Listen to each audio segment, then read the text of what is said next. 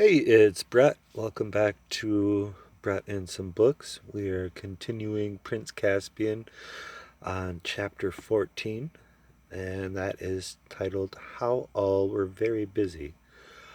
A little before 2 o'clock, Trumpkin and the Badger sat with the rest of the creatures at the wood's edge, looking across the gleaming line of Miraz's army, which was about 2 arrow shots away.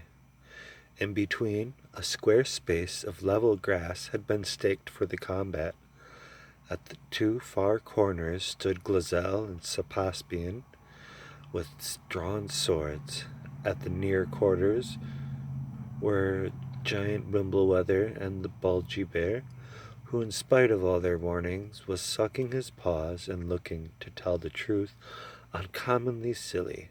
To make up for this, Glenstorm, on the right of the list, stock still, except for when he stamped a hind foot occasionally on the turf, looked much more imposing than the Telmarine Baron who faced him on the left.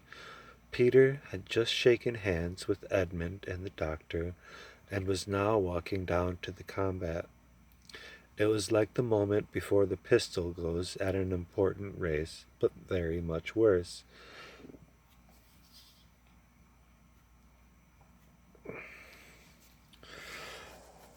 I wish Aslan had turned up before it came to this, said Trumpkin.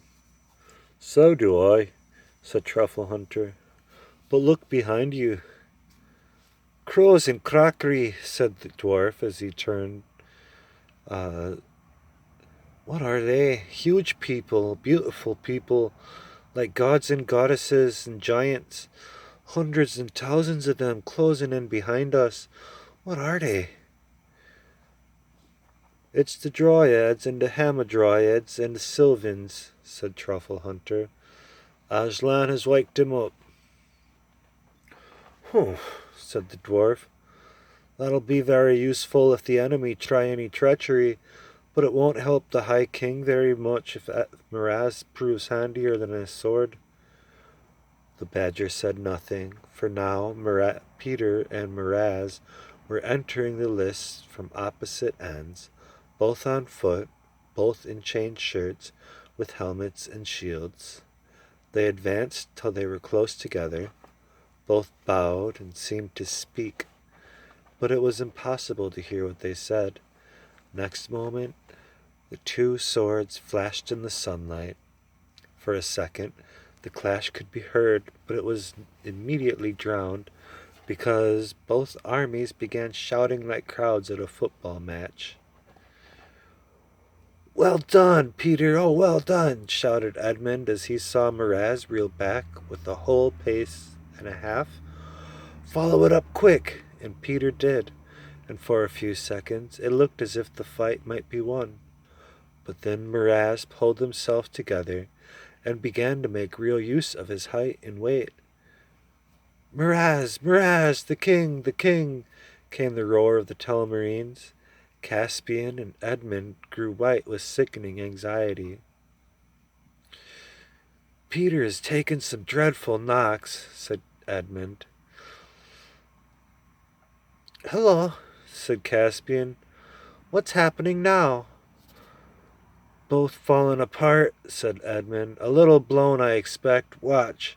Ah, now they're beginning again, more scientifically this time, circling round and round, feeling each other's defenses. I'm afraid this Miraz knows his work, muttered the doctor. But hardly had he said this when there was such a clapping and baying and throwing up of hoods among the old Narnians that it was nearly deafening. What was it? What was it? Said the doctor. My eyes missed it. The High King has pricked him in the armpit, said Caspian, still clapping, just where the armhole of the hauberk let the point through. First blood. It is looking ugly again now, though, said Edmund, and Peter's not using his shield properly. He must be hurt in the left arm. It was only too true. Everyone could see that Peter's shield hung limp. The shouting of the Telmarines redoubled, You've seen more battles than I, said Caspian. Is there any chance now? Precious little, said Edmund. I suppose he might just do it, with luck. Oh, why did we let it happen at all? Said Caspian. Suddenly the shouting on both sides died down. Edmund was puzzled for a moment. Then he said, Oh, I see. They've both agreed to arrest. Come on, Doctor. You and I may be able to do something for the High King. They ran down to the lists, and Peter came outside the ropes to meet them, his face red and sweaty, his chest heaving. Is your left arm wounded? Asked Edmund. It's not exactly a wound, Peter said. I got the full weight of his shoulder on my shield, like a load of bricks, and the rim of the shield drove into my wrist.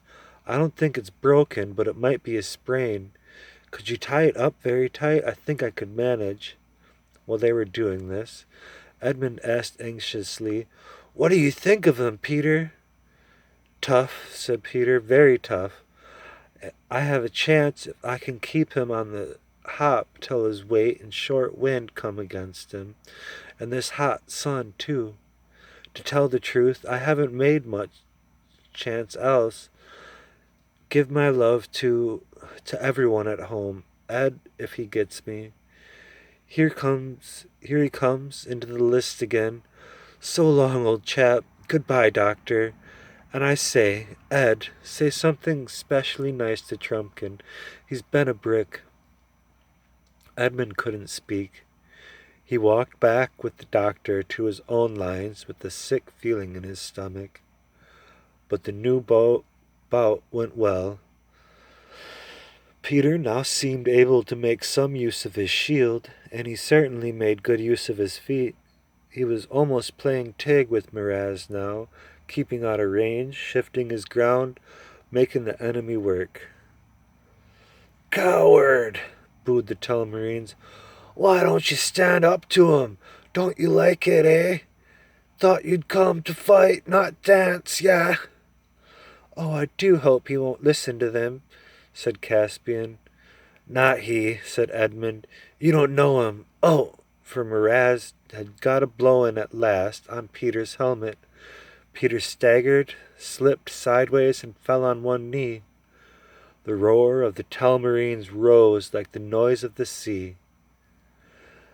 Now, Miraz, they yelled. Now, quick, quick, kill him. But indeed, there was no need to egg the usurper on. He was on top of Peter already. Edmund bit his lips till the blood came, as the sword flashed down on Peter. It looked as if it would slash off his head. Thank heavens! It had glanced down his right shoulder. The dwarf wrought mail was solid and did not break. Great Scott! Cried Edmund. He's up again! Peter! Go it, Peter! I couldn't see what happened, said the doctor. How did he do it? Grab Miraz's arm as it came down, said Trumpkin, dancing with delight. There's the man for you. Uses his enemy's arm as a ladder. The High King, the High King, up old Narnia. Look, said Truffle Hunter. Miraz is angry. That is good. They were certainly at it, hammer and tongs now. Such a flurry of blows that it seemed impossible for either not to be killed. As the excitement grew, the shouting almost died away. The spectators were holding their breath. It was most horrible and most magnificent. A great shout rose from the old Narnians. Miraz was down, not struck by Peter, but face downwards, having tripped on a tussock. Peter stepped back, and waiting for him to rise. Oh, bother, bother, bother, Edmund said to himself. Need he be as gentlemanly as all that? I suppose he must. Comes of being a knight and a high king. I suppose it's what Aslan would like, but that brute will be up again in a minute, and then... But that brute never rose. The lords Glazelle and Caspian had their own plans already. As soon as they saw their king down, they leaped into the lists, crying, "Treachery! Treachery! The Narnian traitor has stabbed him in the back while he lay helpless. To arms! To arms! Talmar!" Peter hardly understood what was happening. He saw two big men running towards him with drawn swords. Then the third Telmarine had leapt over the ropes on his left. "To arms! Narnia! Treachery!" Peter shouted. As if all three had set upon him at once, he would never have spoken again. But Glazelle stopped to stab his own king dead where he lay. "That's for your insult this morning," he whispered as the blade went home. Peter swung to face the Caspian, slashed his legs from under him, and, with the back cut of the same stroke, walloped off his head. Edmund was now at his side, crying, "Narnia! Narnia! The lion!" The whole Telmarine army was rushing towards them, but now the giant was stamping forward, stooping low and swinging his club. The centaurs charged, twang, twang, behind, and hiss, hiss. Overhead came the archery of dwarves. Trumpkin was fighting at his left. Full battle was joined.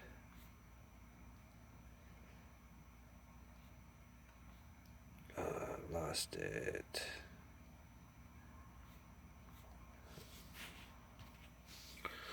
"Come back, Reepicheep, you little ass," shouted Peter. "You'll only be killed. This is no place for mice." But the ridiculous little creatures were dancing in and out among the feet of both armies, jabbing with their swords. Many a Telmarine warrior that day felt his foot suddenly pierced as if by a dozen skewers, hopped on one leg cursing the pain, and fell as often as not. If he fell, the mice finished him off. If he did not, someone else did. But almost before the Narnians were really warmed to their work, they found the enemy giving way. Tough-looking warriors turned white, gazed in terror, not on the old Narnians, but on something behind them, and then flung down their weapons, shrieking, "The wood! The wood! The end of the world!" But soon neither their cries nor the sound of weapons could be heard any more, for they were drowned in the ocean like roar of awakened trees as they plunged through the ranks of Peter's army, and then on, in pursuit of Telmarines. Have you ever stood at the edge of a great wood on a high ridge when a wild southwester broke over it in full fury on an autumn evening? Imagine that sound. And then imagine that the wood, instead of being fixed to one place, was rushing at you, and was no longer trees but huge people, and yet still like trees because their long arms waved like branches, and their heads tossed, and leaves fell around them in showers. But it was like that for the Telmarines. It was a little alarming even for the Narnians. In a few minutes, Almaraz's followers were running down to the great river in the hope of crossing the bridge to the town of Baruna, and there defending themselves behind ramparts and closed gates. They reached the river, where there was no bridge. It had disappeared since yesterday, and then utter panic and horror fell upon them, and they all surrendered.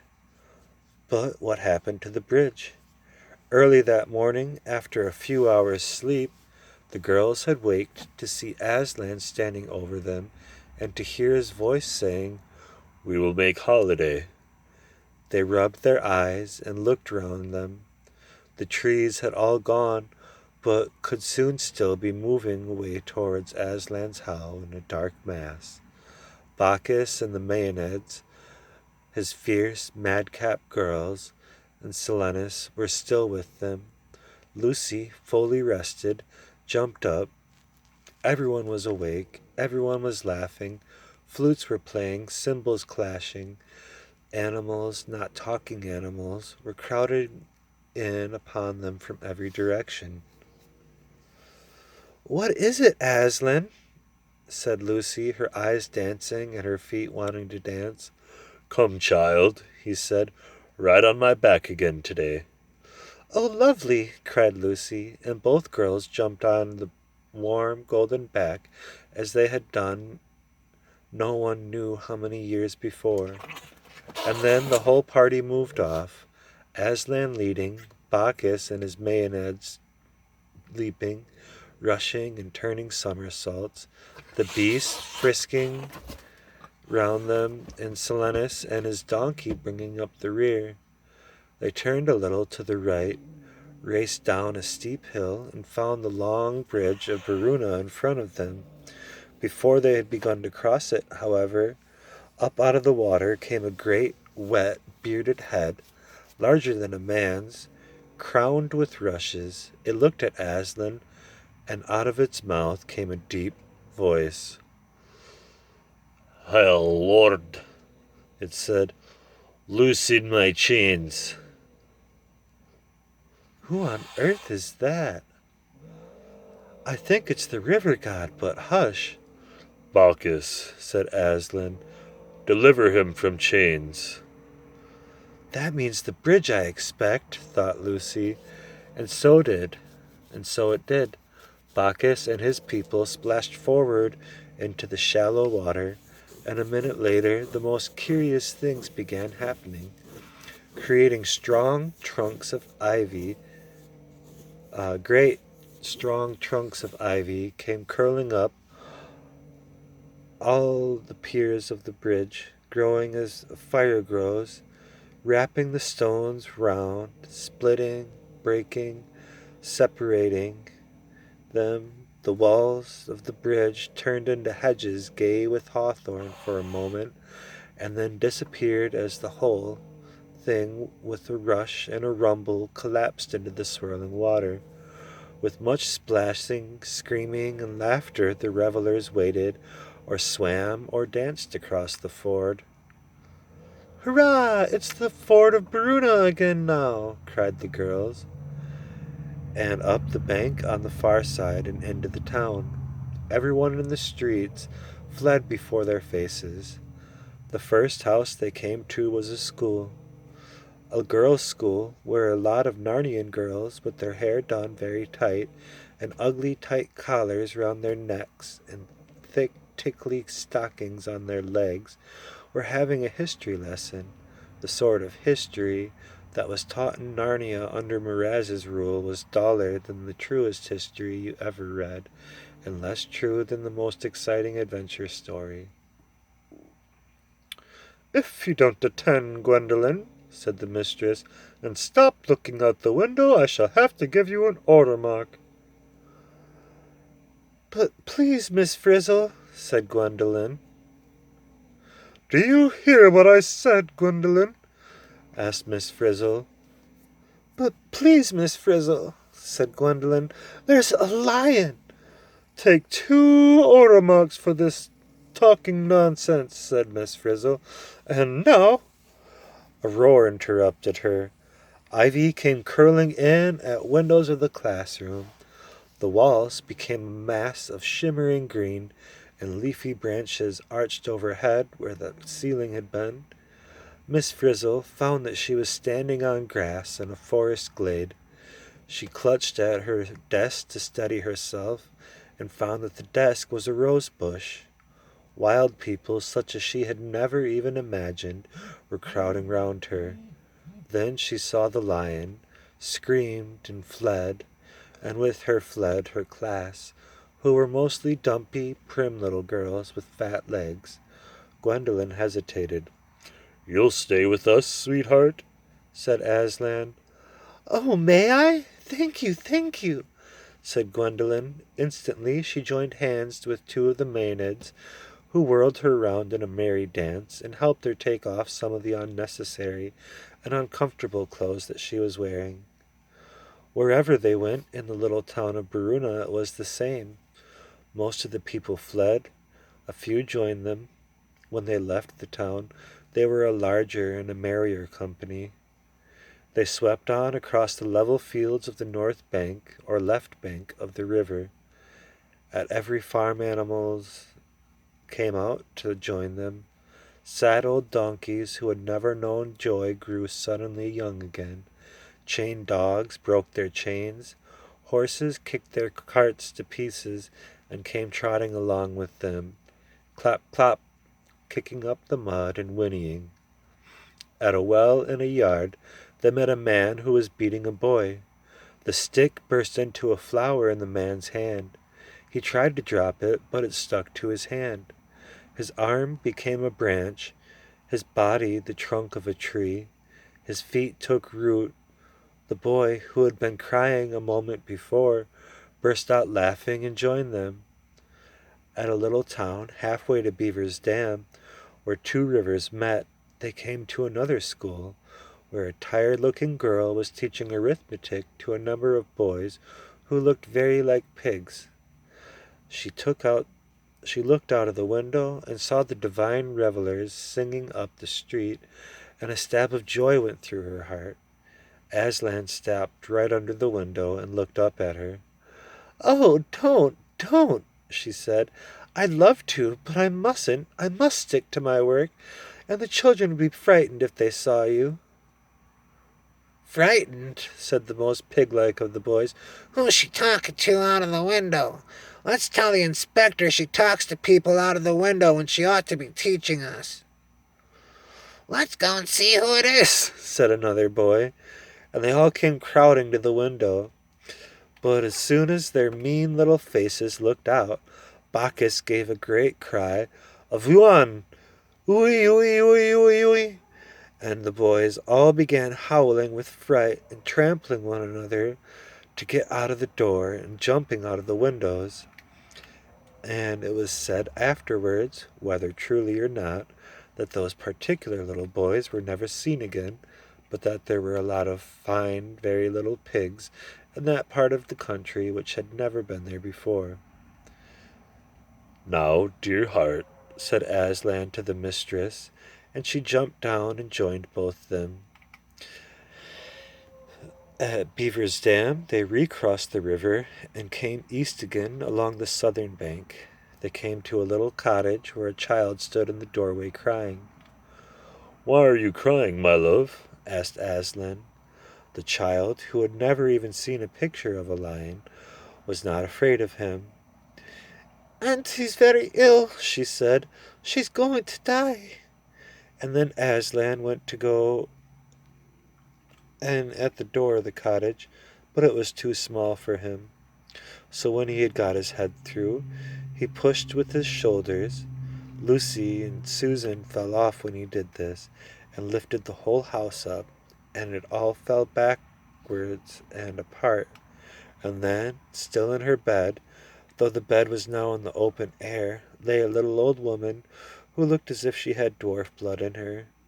She was at death's door, but when she opened her eyes and saw the bright, hairy head of the lion staring into her face, she did not scream or faint. She said, "Oh, Aslan, I knew it was true. I've been waiting for this all my life. Are you going to take me away?"